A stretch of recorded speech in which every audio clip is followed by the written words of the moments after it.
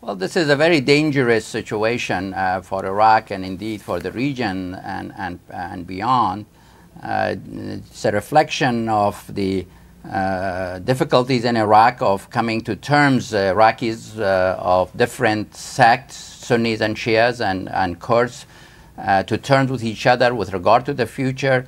It is as a result of also the crisis in Syria, the inability of the Syrians as well as the region and the international community to deal with that, and the extreme circumstances of these two countries have produced an extreme response in the shape of ISIS, which is, as I said, is a huge challenge to all concerned.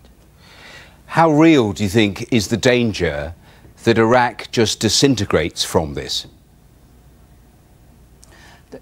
That is certainly a possibility. I think the Kurds have moved in the disputed areas that they had with the rest of Iraq, territories that they believe were Kurdish and was taken over by Saddam and then Arabized.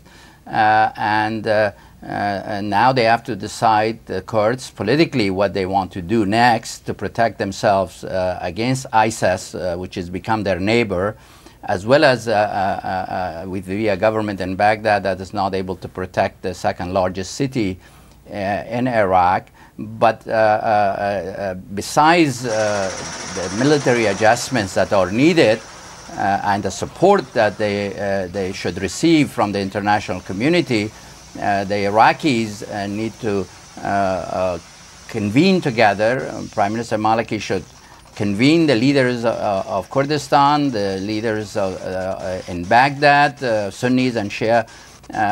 There is a need for a new understanding for how to move forward as a country, what kind of power sharing, what kind of structural relationship between Baghdad and the provinces and the region. It's debatable, though, how successful that could be, even if he was able to manage it. In terms of what help the international community could give to Iraq, they have called in part for perhaps air cover and help there. Is that a possibility from the Americans?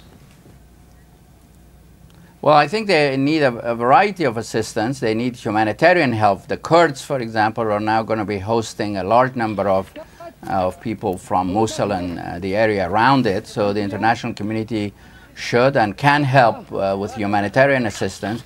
The international community can also help the forces that are still there, the Iraqi forces, the Kurdish forces, the peshmerga, to be able to confront and contain ISIS at this point. I don't rule out the possibility of some air support attacks or arming and training, enhanced arming and training.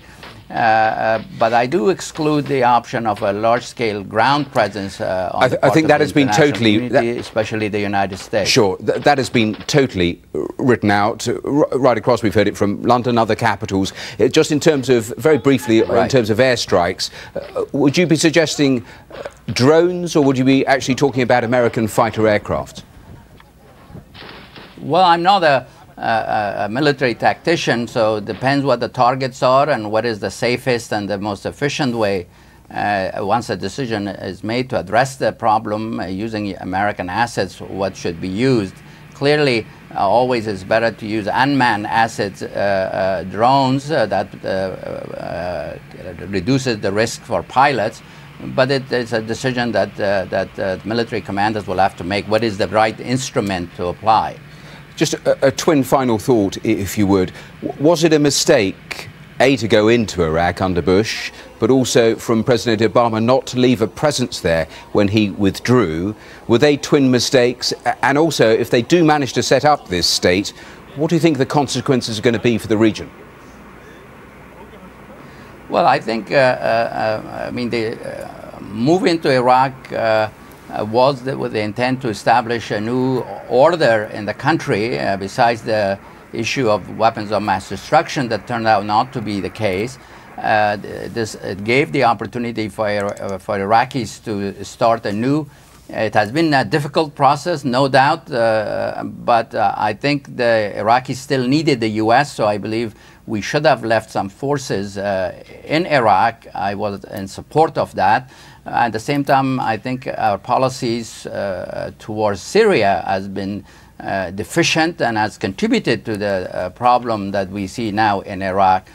And the question of if Kurdistan becomes a sovereign state, what the impact it will have on the region, it really depends on how this happens, if it happens.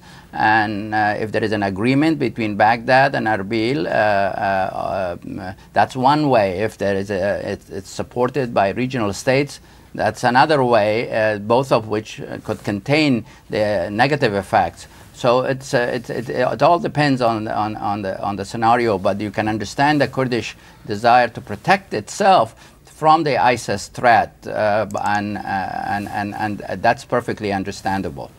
Well, former Ambassador, we are very grateful for your time. Thank you for speaking to us here on the programme. Well, let's try to get an insight into what it's like on the ground, because our correspondent Paul Wood is in Erbil in northern Iraq, where many of the refugees from Mosul have fled over the last few days.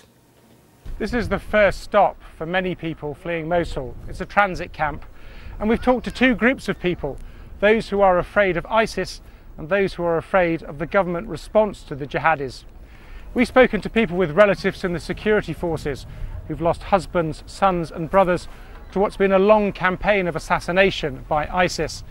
We spoke to a woman who within the past few days told us she had seen a row of decapitated bodies left in front of the main hospital in Mosul, all soldiers and police officers, she said. Others, though, have told us that ISIS treated them well, told them not to worry, they were only here to fight the Iraqi army. They're waiting to see what the government's response will be. What they fear is a massive onslaught with artillery and airstrikes, and as long as they believe that will happen, they will remain here in safety. Well, that was Paul Wood. Well, let's take a look at who are these insurgents sweeping through Iraq and what chance do they actually have of reaching the capital. Well, our correspondent Ben Gagan is here with us to take a closer look at the militants taking control of the country's major cities. Well, yes, it's 11 years since the US and UK went into Baghdad, and now the Iraqi capital is under the threat of a new invasion, this time from the group known as ISIS. Now, ISIS stands for the Islamic State of Iraq and Al-Sham, Al-Sham meaning the Levant, the area to the east of the Mediterranean. And that's what they want, to carve out an Islamic state across these two countries and beyond. The group emerged as an offshoot of Al-Qaeda in 2013. It's hard to get precise figures, but we think it has between 3,000 and 5,000 fighters. They include many of the 400 or so Britons who've gone to Syria to join the jihadists. Based in Syria, it is the most high-profile and best armed of the many rebel groups opposing President Assad. However, recently, it's put most of its effort into taking territory from other jihadists. It's been trying to gain control of Syria's border with Iraq.